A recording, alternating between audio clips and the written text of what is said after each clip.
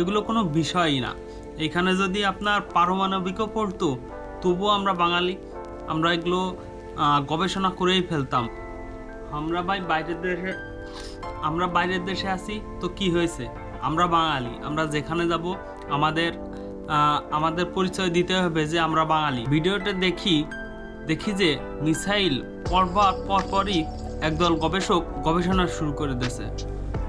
তারপরে ভিডিওটা ভালো করে দেখেছে আমাদের বাঙালি, মানে ভাই আমাদের বাঙালিরা ছাড়া এই গবেষণা কারোর দ্বারা সম্ভব না। যেখানে ইরান মিসাইল মারতেছে, ব্যালিস্টিক বোম মারতেছে, ব্যালিস্টিক মিসাইল মারতেছে, সেখানে আপনার সৌদি আরব, কাতার, অন্যান্য দুবাই, যারা যেসব দেশের নাগরিক আছে সবাই পলাচ্ছে, আর আমাদের বাংলাদেশের গবেষকরা আরও মিসাইলের পাসওয়ার্ড ছুটতেছে। কখন মিসাইল পড়বে, মিসাইল পড়লে সেই মিসাইলটা আগে গবেষণা করতে হবে। ভাই অবাক হয়ে যাব, আগে জানতাম না যে মিসাইলের ভিতরে এমন এমন জিনিস থাকে। এই বাঙালিদের দ্বারাই সম্ভব।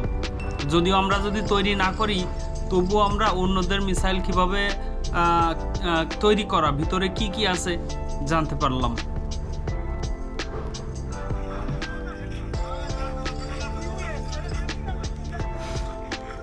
দেখছো ভাই, মানে কোন কোম্পানির মিসাইল কোথা থেকে আসলো সেগুলো গবেষণা করা সারা, মানে পড়তে দেরি আছে কিন্তু গবেষণা করতে দেরি নেই। মানে আমাদের দেশের ইঞ্জিনিয়ার গবেষকদের দ্বারা ছাড়া কোনো দেশের সম্ভব না যে মিসাইল কখন পড়বে, কখন গবেষণা করব। আর সবাই যেখানে আপনার কাতার, দুবাই, সৌদি আরবের সব দেশের নাগরিকরা পালাচ্ছে, আর আমাদের দেশের জনগণ, প্রবাসীরা, তারা মিসাইল নিয়ে গবেষণা শুরু করে দিয়েছে।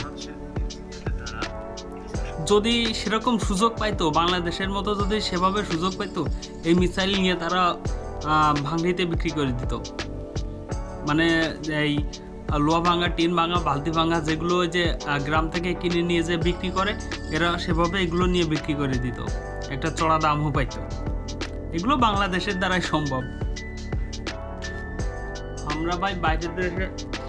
আমরা বাইরের দেশে আছি তো কি হয়েছে, আমরা বাঙালি, আমরা যেখানে যাব আমাদের পরিচয় দিতে হবে যে আমরা বাঙালি। এখানে সামান্য মিসাইল, ব্যালিস্টিক, এগুলো কোনো বিষয়ই না। এখানে যদি আপনার পারমাণবিক পড়তো তবুও আমরা বাঙালি, আমরা এগুলো গবেষণা করেই ফেলতাম যে এটা কীভাবে তৈরি হলো, কোন কোম্পানি কোথা থেকে আসলো, কতটুকু হতে পারে, প্রিয় দর্শক, করলে কতটুকু আমরা দেখতে পাচ্ছি কোনো বিষয় না। বাংলাদেশের ইঞ্জিনিয়ারদের দ্বারা ইন্সপেকশন চলতেছে।